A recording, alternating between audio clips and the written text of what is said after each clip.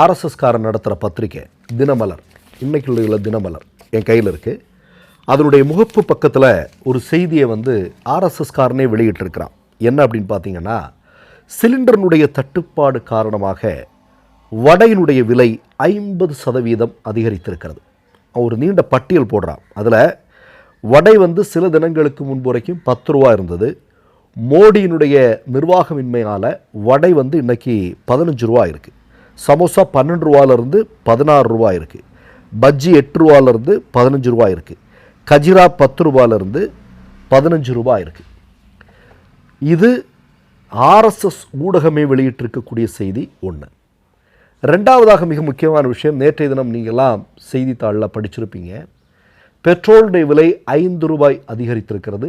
டீசலுடைய விலை 3 ரூபாய் அதிகரித்திருக்கிறது. இது ரெண்டாவது மிக முக்கியமான செய்தி. மூன்றாவதான செய்தி என்ன? ஏராளமான இந்தியாவில் இருக்கக்கூடிய ஊடகங்கள் விரைவில் கொரோனா காலத்துக்கு ஒப்பான ஒரு லாக்டவுன் வருவதற்கான வாய்ப்பு இருக்கிறது அப்படின்னு பல பேர் செய்தி போட்டுட்ருக்கிறாங்க. காரணம் நமக்கு எல்லாருக்கும் நல்லா தெரியும் இல்லையா? இன்றைக்கு ஈரான் என்று சொல்லக்கூடிய ஒரு நாடு இஸ்ரேல் அமெரிக்காவை எப்படியெல்லாம் அடித்து விரட்டி கொண்டிருக்கிறது என்பதை பார்க்கிறோம்.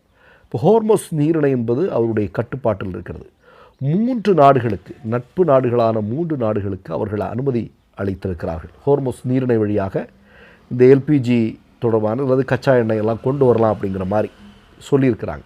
இப்போது ஈரான் இந்த விஷயத்தில் இந்தியாவினுடைய கப்பல்களை அனுமதித்திருக்கிறது என்றால் அதற்கு பின்னால் இருக்கக்கூடிய காரணம் ஆர்எஸ்எஸ்ஓ மோடியோ அல்ல.